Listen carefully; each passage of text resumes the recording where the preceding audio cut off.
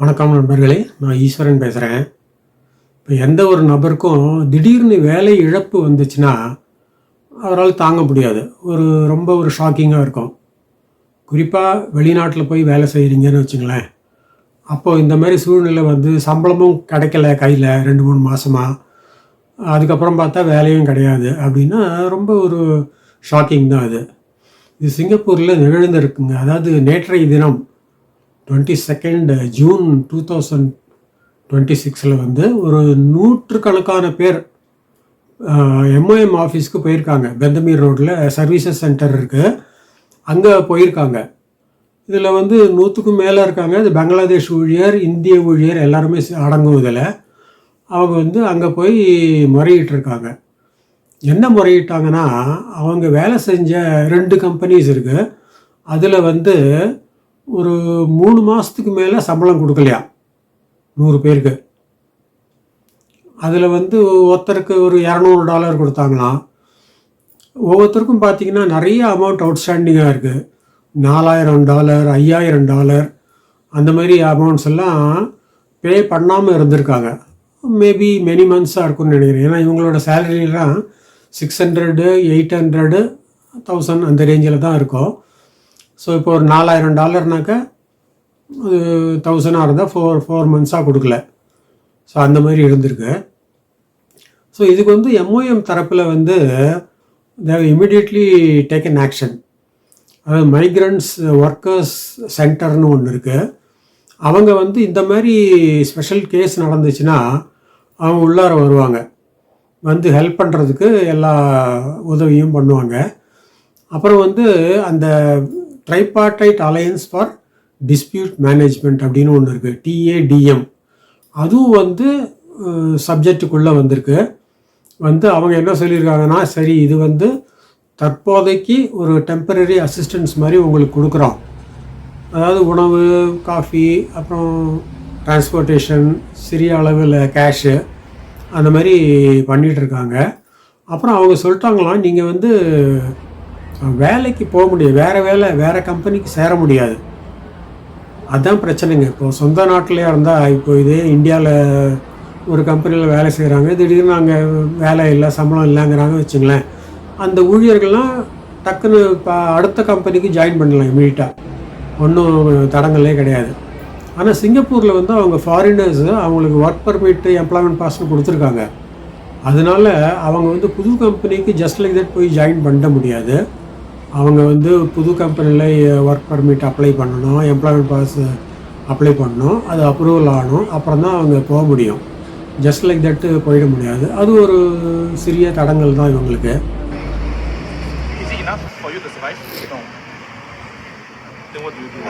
Nothing, we just stay at home because my mom say you guys cannot work now. சரி, இப்போ வந்து இந்த 2 கம்பெனின்னு சொன்னோம் இல்லையா, அந்த கம்பெனி பேர் என்னன்னு பார்க்கலாம். அதாவது இந்த ட்ரைபார்டைட் அலையன்ஸ் ஃபார் டிஸ்பியூட் மேனேஜ்மெண்ட் இருக்கு இல்லையா, அவங்களே வந்து அந்த 2 கம்பெனியோட பெயர்களை வந்து கொடுத்துருக்காங்க, சிறிய அளவு டீட்டெயில்ஸும் கொடுத்துருக்காங்க.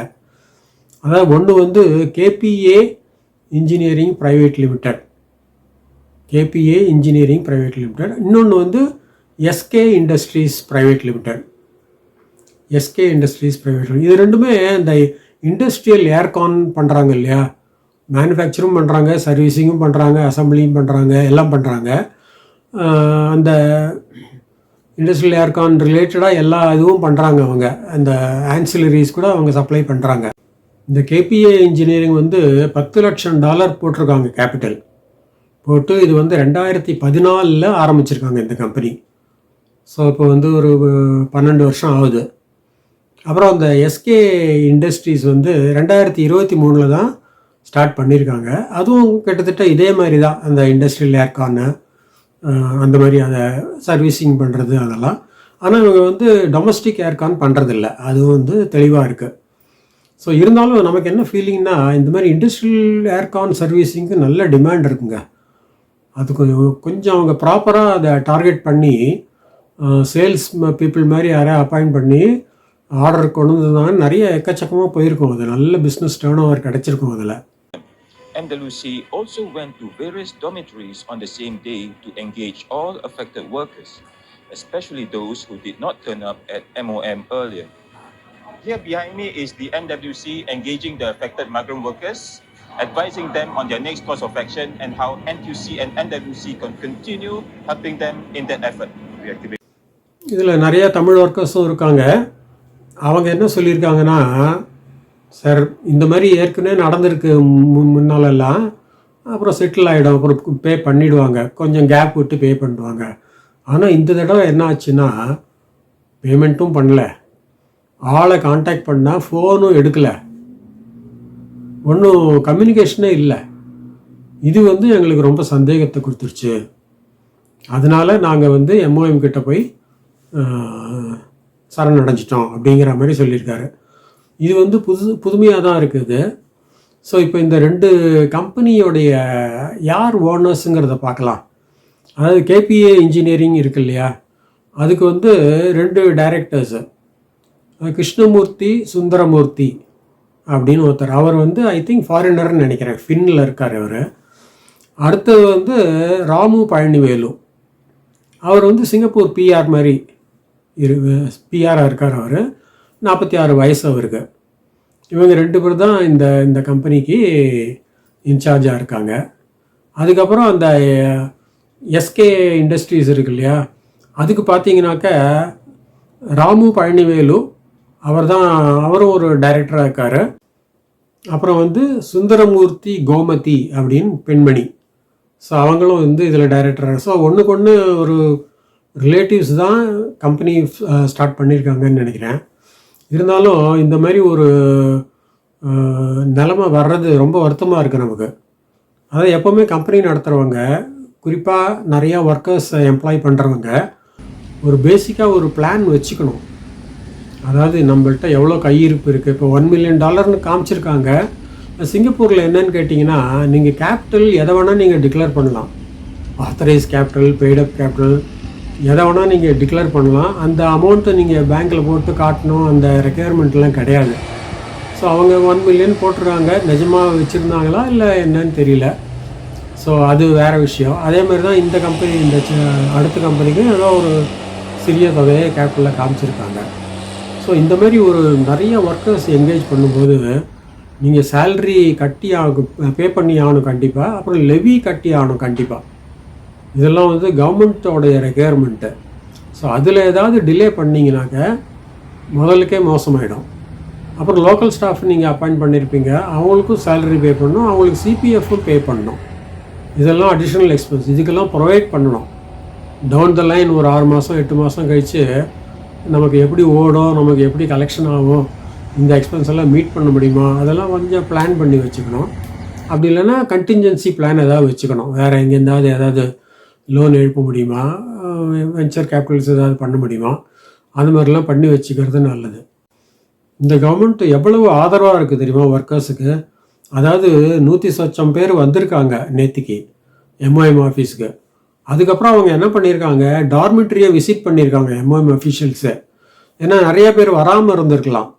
அவங்கள்ட்டெல்லாம் வந்து கருத்து கேட்கணும், எவ்வளோ சம்பளம் பாக்கி இருக்குது உனக்கு, எவ்வளோ நாள் ஆச்சு, எப்போ கொடுத்தாங்க, என்ன சொன்னாங்க அப்படி இப்படின்னு. அது ஒருத்தர் சொல்லியிருக்காரு, இந்த மாதிரி ஜென்ரலாக நாங்கள் வந்து கால் பண்ணால் முதலாளியை ரீச் பண்ண முடியும், ஆனால் இந்த தடவை பாருங்கள் ஒன்றும் ஆன்சரே இல்லை, அதனால தான் நாங்கள் வந்து எம்ஓஎம்க்கு போய் சொல்ல வேண்டிய ஒரு நிர்பந்தம் வந்துருச்சு அப்படி. இதெல்லாம் ரொம்ப ரொம்ப வருந்தத்தக்கதுங்க. அதாவது 2 பேருமே தமிழ்காரங்க தான். அதனால் ஏன்னா இவரெல்லாம் வந்து ஒர்க்கிங்க்குன்னு தான் வராரு. அவங்களுக்கு ஃபேமிலி இருக்கும், இல்லை தாய் தந்தையர் இருப்பாங்க இந்தியாவில். அவங்களுக்கு எவ்ரி மந்த் அனுப்பிச்சா தானே அவங்களுக்கு ஏதாவது செலவுக்கு ஆகும். ஸோ திடீர்னு 3 மாதம் 4 மாதம் சம்பளமே வரலைன்னா அவர் என்ன தான் பண்ணுவார்? அவர் இந்த ரூல் படி உங்களுக்கு வந்து என்ன பண்ணுவான், எம்ப்ளாய்மெண்ட் ஒர்க் பர்மிட்டை கேன்சல் பண்ணிவிடும். ஐ திங்க் இந்த கம்பெனி பேங்க்ரப்சி போயிடுச்சுன்னு நினைக்கிறேன். அதனால் அவன் என்ன பண்ணுவான், ஒர்க் பர்மிட்டை கேன்சல் பண்ணிவிடுவான். பண்ணிவிட்டு நீங்கள் வேறு ஒர்க் பண்ண முடியாது. அவன் ஒரு ஸ்பெஷல் பாஸ்னு ஒன்று கொடுப்பான். Special pass 1 month 2 months 3 months அந்த மாதிரி இந்த கேஸ் முடிகிற வரைக்கும் எக்ஸ்டெண்ட் பண்ணினே இருப்பான். அதுக்கப்புறம் நீங்கள் சப்போஸ் உங்களுக்கு வேறு ஏதாவது கம்பெனி கிடைக்கிதுன்னா, அவங்க உங்களை அப்சர்வ் பண்ணிக்கிறேன், வேலை தரேன் அப்படின்னு சொன்னாங்கன்னா, நீங்கள் வந்து எம்ஓஎம்க்கு இன்ஃபார்ம் பண்ணலாம். சார் இந்த மாதிரி எனக்கு இன்னொரு கம்பெனியில் இருக்குது வேலை, அங்கே மாற்றி விடுங்க அப்படின்னு சொல்லிட்டு பண்ணலாம். கண்டிப்பாக பண்ணுவாங்க எம்ஓஎம்ல. ஏன்னா அவங்க ரொம்ப ஹெல்ப்ஃபுல். இந்த மாதிரி ஒரு வெளிநாட்டு ஊழியர் வந்து இந்த மாதிரி சங்கடத்தில் மாட்டின்னு தவிக்கக்கூடாதுங்கிறதுல அவங்க ரொம்ப குறியாக இருக்காங்க. அதனால் எந்த விதமான ஹெல்ப்பாக இருந்தாலும் நீங்கள் தயங்காமல் கேட்கலாம், அவங்க பண்ணிடுவாங்க. We trust our boss because previously we facing like this problem. Then finally he settled everything. He support us. But now I totally happened.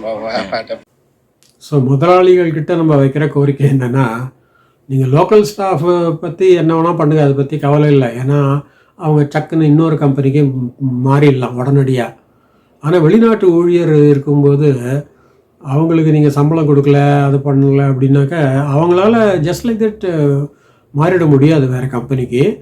இந்த டிஸ்பியூட்லாம் முடிஞ்சு அது வரைக்கும் ஸ்பெஷல் பாஸ் கொடுப்பாங்க. ஏதோ அவங்க சாப்பாடு போடுவாங்க, காப்பி கொடுப்பாங்க, டிரான்ஸ்போர்ட்டேஷன் அரேஞ்ச் பண்ணுவாங்க, கொஞ்சம் சில்லற செலவுக்கும் காசு கொடுப்பாங்கன்னு நினைக்கிறேன். ஸோ மற்றபடி அதனால தான் எம்ப்ளாயருக்கு என்னென்னா அடிஷ்னலாக ஒரு இது இருக்குது. அவங்க வந்து வெளிநாட்டு ஊழியர்களுக்கு டீல் பண்ணும்போது கூடுதல் ப்ரிகாஷன்ஸ் எடுத்துக்கணும் அவங்க. ஏன்னா அவங்களுடைய நலனை வந்து பாதுகாக்க வேண்டியது இந்த முதலாளிகளுடைய பொறுப்பு தான் அது. ஸோ இனிமேல் வர்ற முதலாளிகள்லாம் வந்து இதெல்லாம் கொஞ்சம் ஞாபகம் வச்சுப்பாங்கன்னு நம்ம எதிர்பார்க்குறோம். ஸோ மீண்டும் இன்னொரு வீடியோவில் சந்திக்கலாம். நன்றி, வணக்கம்.